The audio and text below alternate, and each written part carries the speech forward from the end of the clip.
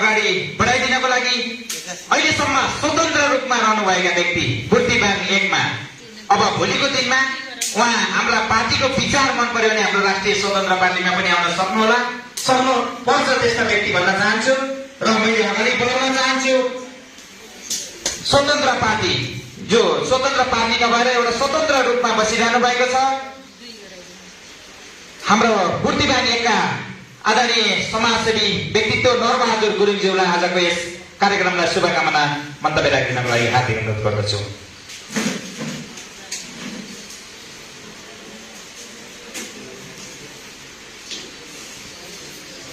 धन्यवाद कार्यक्रम सञ्चालकज्यू। प्रथम वडा अधिवेशनका सभापति महोदय, प्रमुख अतिथिज्यू र विशेष अतिथिज्यूहरू र तमाम गलकोट नगरपालिकादेखि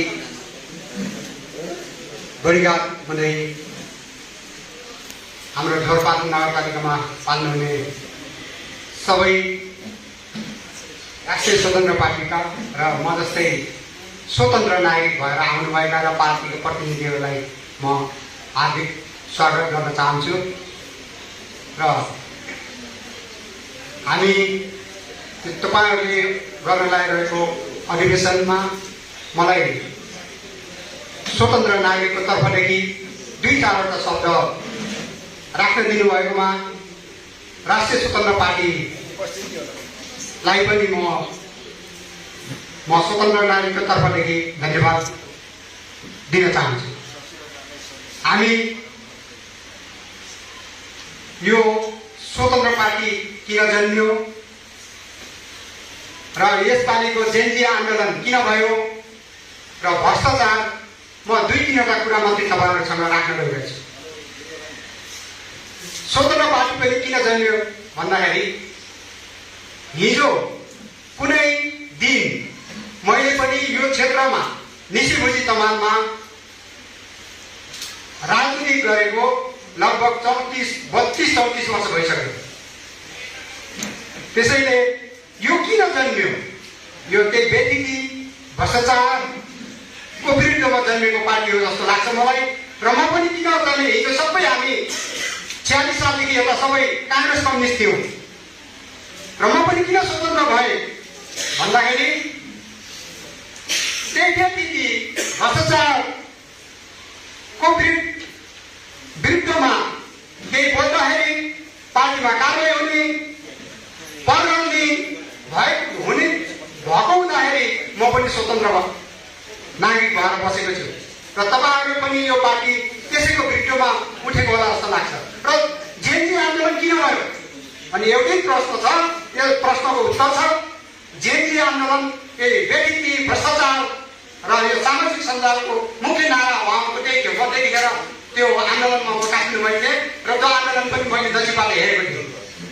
त्यसमा अब अहिले त सबैले मैले यो गरेँ त्यो गरेँ भयो, तर त्यतिखेर हामीले सबैले हेरेका थियौँ। त्यसमा 2-3 राष्ट्रिय स्वतन्त्र पार्टी अनि दुर्गा प्रसादको मान्छेहरू र हर्क साम्पनका मान्छेहरू त्यो आन्दोलनका लागि सपोर्टरहरू थिए। त्यो मैले प्रत्यक्ष देखेको छु। आज तपाईँहरूलाई भन्नै पर्छ यो कुरा। त्यसैले किन जेनजी आन्दोलन किन भयो, यो भ्रष्टाचारको विरुद्ध र सामाजिक सञ्जालको विरुद्धमा चाहिँ उनीहरू आन्दोलन त्यसको लागि आन्दोलन गरेका थिए। भ्रष्टाचार विरुद्धको र सामाजिक सञ्जाल बन्द गर्नुहुन्न भन्ने माथि। किनभने सामाजिक सञ्जाल भनेको के हो त भन्दाखेरि हामी हिजो मेरो पुस्ता के थियो भने पत्र पत्रिकाको संसारमा त्यतिखेर पत्र पत्रिकाको संसारमा थियौँ हामी त्यतिखेर। अहिले हाम्रो पुस्ता हामीभन्दा साना हाम्रा छोराछोरीहरू यो सामाजिक सञ्जालमा छन्, इन्टरनेटमा छन्। त्यसैले यो बन्द गर्नुहुन्न भन्ने उनीहरूको माग थियो। त्यसैले तपाईँको भ्रष्टाचार भन्ने कुरामा भ्रष्टाचार धेरै किसिमका हुन्छन्। पैसा खाने मात्रै भ्रष्टाचार होइन। भ्रष्टाचार भनेको यो गएको चुनावमा यहाँ दिदी हुनुहुन्छ, उहाँ पनि पनि चाहिँ यो उसमा उठ्नु भन्यो के अरे उसमा के अरे सांसदमा उठ्नु भन्यो केन्द्रीय उसको लागि उहाँ पनि हुनुहुन्थ्यो। उहाँले देख्नुपर्छ र हामी सबैले देखेको भ्रष्टाचार भनेको पैसा मात्रै खानु होइन। मैले त्यहाँ उदाहरण 2-3वटा उदाहरण तपाईँहरूलाई दिनेछु। हाम्रो माओवादीको सांसद तिनी शिक्षा मन्त्री थिए त्यतिखेर। हेर्नु सक्यो सेतो प्लेटको गाडी लिएर पुरा चुनावभरि हिँडाले, त्यो पनि भ्रष्टाचार हो। त्यो पनि हो। त्यसैले हाम्रो यहाँ 1-2जना सांसद हुनुहुन्छ यहाँ प्रदेशका, उहाँले कहिलेकाहीँ सेतो प्लेटको गाडी लिएर आउनुहुन्छ। उहाँका साथीहरू चाहिँ उहाँका चाहिँ आसेपासेहरू उहाँका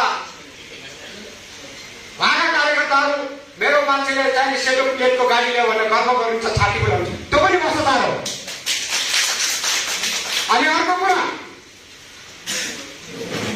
भ्रष्टाचार भनेको अर्को कुरा तपाईँहरूलाई अर्को कुरा पनि म उदाहरण दिन्छु र फेरि तपाईँहरूलाई सुझाव पनि हो यो भण्डीपार्टीलाई, राष्ट्रिय स्वतन्त्र पार्टीलाई यसो नगर्नु होला। तपाईँहरू यसो गर्नुभयो भने हामी जस्तो स्वतन्त्र नागरिकले फेरि आउन नपरोस्। अर्को कुरो जस्तो तपाईँको यहाँ अस्ति भर्खर पूर्णिमाको मेला गयो, मिसी भुजीमा लाग्ने सबभन्दा ठुलो मेला हो पूर्णिमाको मेला। त्यहाँ तपाईँको नगरपालिका कस्ताखुरी हाल्यो, कुनै पार्टीको कुनै खेलमा फुलमालालाई चाहिँ खाना लाएर टन्न बस्यो अनि भन्छ के अनि त्यो गीत गाउने कलाकार भैलो खेलाएर भाषण गरेर चाहिँ सुनाएर गयो, त्यो पनि भ्रष्टाचार हो। अब म बडिगाडमा गएँ, बडिगाडको पर्व नगेको बेला मैले पनि हेरेको थिएँ, उद्घाटन दिनमा पनि गएको। त्यहाँ हेऱ्यो उद्घाटन गर्ने 3 बजे भन्नुभयो, पर्व गर्ने कि आएन, 6 बज्यो आएन, 7 बज्यो आएन। अब फेरि आएन भन्दाखेरि अब सबै आउनु भएन। सुन्नुभयो त, टाइम कति लाग्छ अहिले हाल्नु यहाँ भनिसक्नुभयो टाइमको, त्यो टाइम हामी म्यानेजमेन्ट नगर्नु नसक्ने पनि भ्रष्टाचार हो। बुझ्नुभयो त, पैसा खानु मात्र भ्रष्टाचार होइन होइन। त्यस कारणले त्यहाँ पनि भ्रष्टाचार गर्नु, नागीमा पनि मागेको बेलामा पनि तपाईँ कति म चाहिँ सोच्नुहोस् त यसो, त्यो भ्रष्टाचार हो नि। त्यस कारणले तपाईँको यस्ता उदाहरण थुप्रै छन्। अस्ति चाहिँ यहाँ एकजना यो ओडाको यहाँभित्र भएको कुराले मैले चाहिँ अलिकति चाहिँ यहीँभित्रको कुरा गर्न चाहेँ। दोकान नगरपालिकाभित्र 3 नम्बरमा एकजना सांसद जानुभयो, उहाँले चाहिँ मैले हालेको पुलमा गइस ओडाको विषय भन्नुभयो, त्यो पनि भ्रष्टाचार हो। त्यो पुल तपाईँ आफ्नो पैसाले बनेको हो, कसैले व्यक्तिगत हालेको होइन। यदि अब इभन चाहिँ मेरो काङ्ग्रेस पार्टीले हालेको धन्यवादको काङ्ग्रेसका चाहिँ साथीहरूको म चित्त त बुझ्थ्यो, मैले हालेको तपाईँहरूले पनि त्यही कुरा गर्नुभयो, तपाईँहरू त्यही हालतमा पुग्नुहुनेछ। यो मेरो सुझाव हो तपाईँको। त्यसकारण भ्रष्टाचार बोल्ने हो भन्न त्यहाँ राख्नु कुरा भ्रष्टाचार पैसा लाइमेसी आइरहेछ के। त्यसकारण यो भ्रष्टाचारको विरुद्धमा तपाईँ हामी सबै सचेत नागरिकहरू, सचेत राजनीतिक दलमा भएका साथीहरू सबैले आफ्नो दलका नेताहरूलाई जबसम्म उठाउन सकिन्न अनि त्यसपछि के हुन्छ, अस्तिकै हालत हुन्छ, 23 गते हालत हुन्छ, 24 गतेकै हालत हुन्छ। त्यसैले सबै साथीभाइहरू, सबै दलका साथीहरू, सबै हामी जस्ता सचेत नागरिकहरू सबै सचिन जरुरी छ। त्यसैले तपाईँको भ्रष्टाचार त हाम्रो ठाउँमा त भ्रष्टाचारको के कुरा गर्नुहुन्छ तपाईँहरूले? 79-80 को चाहिँ हाम्रो धरबान नगरपालिका पहिले धरबान नगरपालिकाका साथीहरूलाई चाहिँ अधिवेशन हुने गर्दाखेरि त्यो सचेत गराउन गइरहेको छु मैले। 79-80 को चाहिँ बजेटमा तपाईँहरूको उद्घाटन र नाच्ने गाउँमा तपाईँहरूको 48 लाख रुपियाँ चाहिँ भात मासुमा खाएका छन्। यो कुरो तपाईँहरू सबले बुझ्न पर्यो। अस्ति तपाईँको यहाँ चाहिँ 50 किलोको माला लगाएर प्राकृतिक स्वास्थ्य केन्द्रको उद्घाटन गरियो। त्यहाँ ढोरपाटन नगरपालिकाले कति खर्च गर्छ त्यो हेर्न बाँकी छ। त्यो पनि भ्रष्टाचार हो। किन भ्रष्टाचार हो भनेपछि त्यसको म रिजन दिन्छु तपाईँहरूले। मन्त्री तपाईँ त्यहाँबाट आउनु त, तपाईँ हामी जस्तो स्वतन्त्र मान्छे यतिकै चाहिँ केही नभएको मान्छे आउनु त होइन, उद्घाटन गर्न आउनु त धामधामसँग उसको चाहिँ अगाडि पछाडि उसको चाहिँ गाडी डिजल पेट्रोल उसलाई भत्ता सबै हामीले दिएको छ नि त, दिएको छैन, हाम्रो घरबाट काटिएको छ नि त। अनि त्यसलाई फेरि चाहिँ हालेर सबै भात खुवाउनु पर्ने, सुताउनु पर्ने, सबै कुरो गर्नुपर्ने। त्यो व्यक्ति तपाईँहरू राष्ट्रिय स्वतन्त्र पार्टीले गर्नुभयो भने तपाईँहरू पनि त्यही हालतमा पुग्नुहुन्छ। यो सुझाव हो, चित्तमा दुखाउनु होला, कुरा नमिठो हुन्छ होइन। अनि फेरि तल फेरि त नगरपालिकाको चाहिँ कार्य उद्घाटन गरियो, त्यहाँ मन्त्री ल्याइयो, हेलिकप्टर पनि ल्याइयो होला, के ल्याइयो, त्यो पनि चाहिँ तपाईँ हाम्रो धर्म नगरपालिकाको तपाईँ हाम्रो पैसा खर्च गर्यो। किनभने उनी मन्त्रीलाई के हामीले चाहिँ उनको तलब छ, भत्ता छ, गाडी छ, डिजल दिएछ, पेट्रोल दिएछ, सबै दिएछ नि त। अनि पनि हामीले चाहिँ फेरि चाहिँ सबै यहाँ नगरपालिका सबै बिहेर दिनुपर्ने, यो भ्रष्टाचार हो। त्यसैले म यो भ्रष्टाचारको कुरा चाहिँ यही सक्दै फेरि पनि यो प्रथम अधिवेशन धर्मपाटन नगरपालिका 1 को प्रथम अधिवेशनमा अब्बल व्यक्ति, एकदम जुझारु व्यक्ति, सक्षम व्यक्ति चुन्नु होला भन्ने शुभकामना दिँदै म बिदा हुन्छु। हस्त, धन्यवाद, नमस्कार।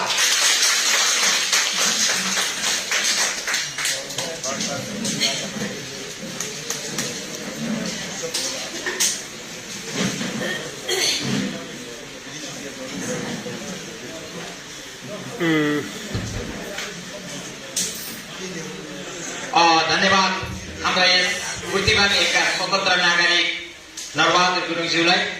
उहाँले एउटा जुन किसिमले अहिले देशमा मौलाइरहेको भ्रष्टाचारको विरुद्धमा जुन बुलन्द आवाज बोलेर जानुभएको छ, हाम्रो राष्ट्रिय स्वतन्त्र पार्टीको चाहना पनि त्यही हो। हामी पनि अहिले यो युवा अवस्थामा देशमा एउटा विकृति र विसङ्गतिलाई फाल्नुपर्छ भनेर जुन जोस र जागरका साथमा राजनीतिमा उभिएका छौँ नि, हाम्रो पनि मूल उद्देश्य नै यही हो। हिजो गत महिना मात्रै जुन जेनजी आन्दोलन भयो, जेनजीहरूले गरेको आन्दोलन पनि यही विषयमा नै थियो र यही किसिमले हामी जेनजीको आन्दोलनमा सफल पनि भएका छौँ र हामीले शुभकामना मन्तव्यलाई नै अगाडि बढाइरहेका छौँ। यसै क्रममा